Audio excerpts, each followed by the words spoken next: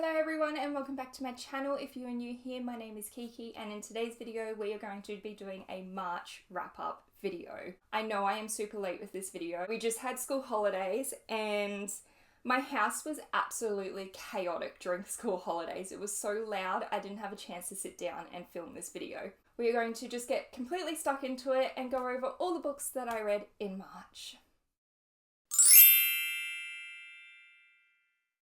So in March I read 10 books and that's pretty good for me. I think I average 8 to 12 books a month. It honestly just depends on how busy my work month is to how many books I can read in that month. But to start off, my first 5-star read of March was A Court of Mist and Fury.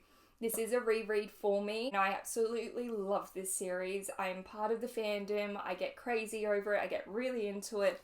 I am currently annotating the series. I am doing it slowly, so I don't think I'll be picking up A Court of Wings and Ruin for a little while now, just because I want to savor the experience of annotating it and stuff like that. So this was my first 5-star read of March. My next 5-star read that I did in March, and this completely blew my mind, Never Never by Colleen Hoover. Oh my god, friends. This book had me in an absolute tailspin, hey. It is the most bizarre book I have ever read. It is not your normal book. It is definitely not Colleen Hoover's normal writing, and so it shouldn't be either because she has co-written this with Tarryn Fisher. And I see a lot of people online kind of give it a bad review because it's Colleen's worst book.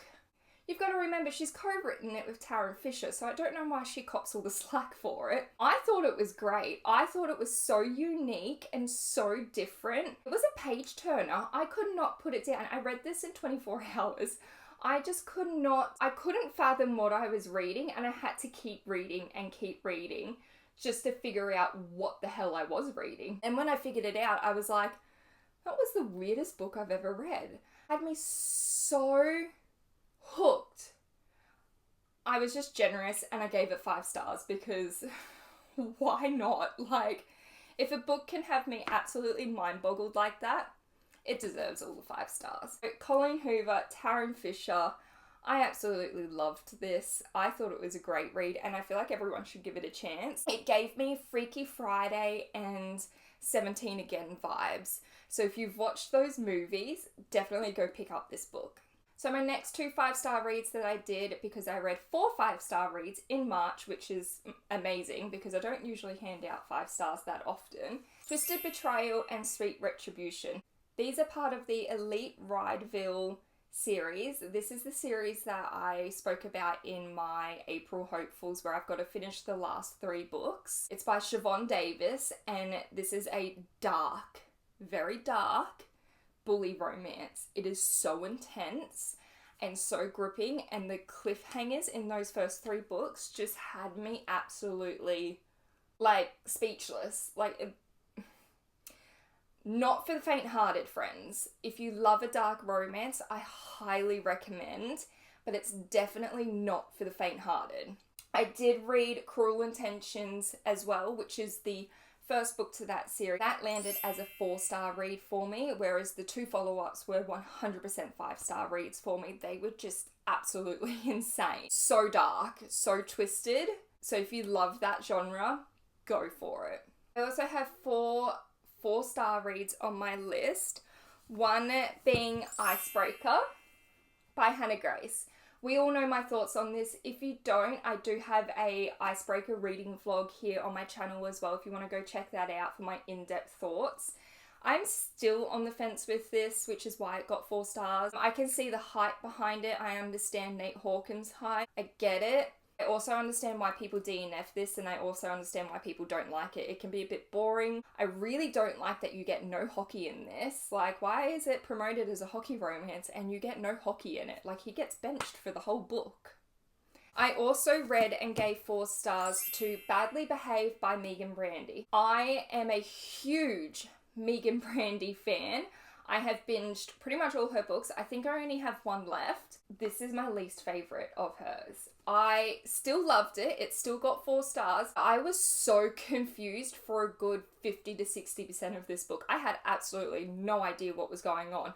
I wasn't sure if this was going to be a Why Choose book, if it wasn't going to be one. I had no idea where the plot was going. I had no idea what the plot was for a good 50% of the book. Didn't understand it at all. But when it wrapped up and when I got to a point where I was like, oh my god, I get it now, I could not put it down, and it bumped up a star because of that. I still love Meagan Brandy. I still love all her books. I have to say this one kind of sits a little bit further down the list of all the ones I've read of hers. I also read Charlie, which was the first spin-off book for the Elite Rideville series in March. That one got a 4 stars as well for me. That was a redemption book for Charlie, and that is redemption book done right. Things We Hide from the Light. Again, I have a reading vlog on this one on my channel. This got a 3.75 stars. It's not my favourite book. Just didn't do it for me. It is so long. It is so boring in parts. I feel like Knox Morgan from the first book carried a good chunk of this for me. I've just got my fingers crossed that book 3 is going to completely knock it out of the park, because this has got like middle syndrome book feels. Like it just didn't do it for me. On my Kindle, because I'm a big e-reader as well as a paperback reader, Miles Ever After. Now, Miles Ever After is the extended epilogue book for the Miles High series by T.L. Swan. Actually, hang on.